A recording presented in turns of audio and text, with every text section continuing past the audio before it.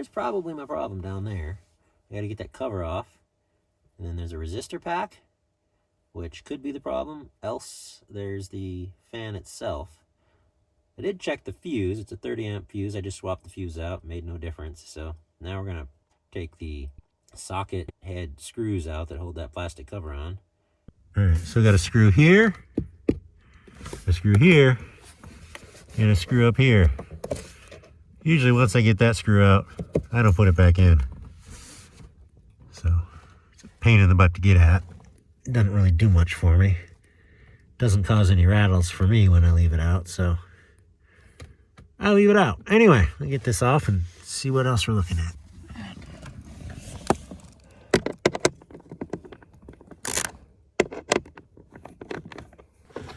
Alright, so once that comes down, you just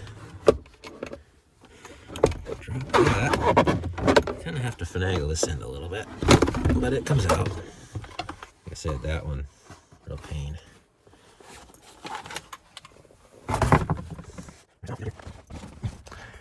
And there's our resistor pack right there. Just a couple socket head screws on it. See if I can get this in shot. Resistor pack, that's the control wire, and then there's this other wire that comes out of there and goes to the motor. We'll get that out and check it out.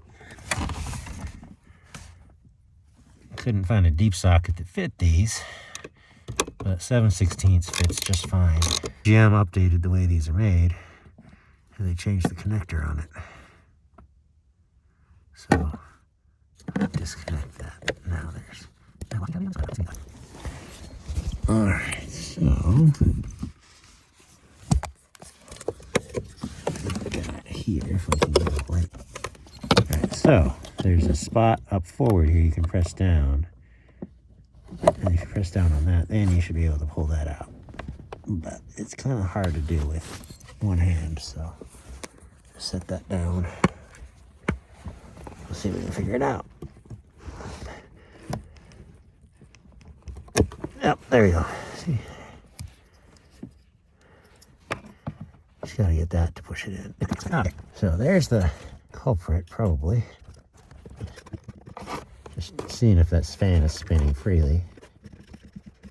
Doesn't seem to have too much resistance. I can spin it and rub my fingernail and it'll be bouncing across there, so that's probably the bad part. You gotta press it in, right?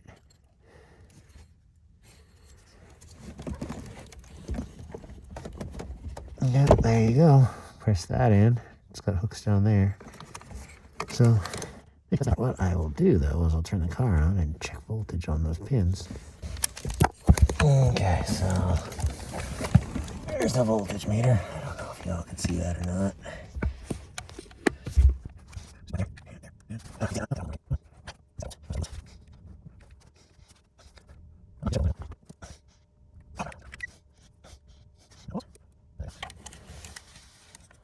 12 volts. Just for kicks. Plug that back in. Let's see what we got coming out of this end. It's flashing 4.4 volts and then off.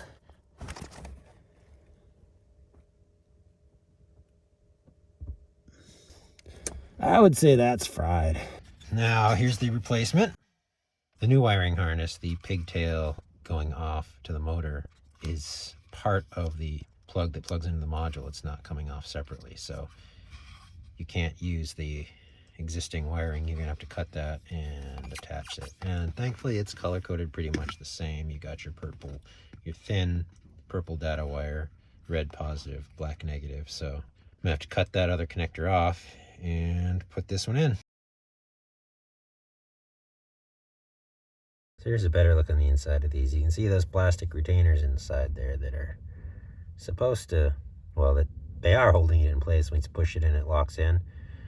But I'm having trouble getting in there and actually get them to release, so I'm just cutting the plastic away. But you can see this on top of here. There's a piece of plastic, and that's locking behind these little metal tabs on the top of there. and keeping that from pulling out. So since I was having trouble pushing something in there to lift them up, I'm just cutting the plastic away. All right, so lifting the plastic away, I was able to lift those tabs up. You can see those tabs.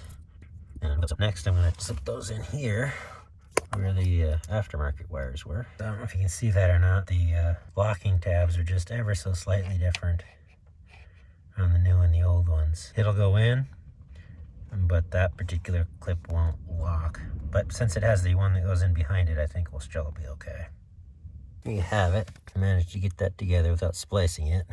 These three don't quite reach the end, and I did have to end up folding those metal tabs over to get it to go in far enough. And this back piece was a real pain to get on, but it does appear it's going to work, and I didn't have to splice the wires. I didn't want to splice the wires because I don't like extra connections that cause more resistance that something else is going to heat and fail. Whether that was the right choice or not, I don't know. Connected. I didn't stuff it back in the hole yet, but I want to see if it works before I button it all up.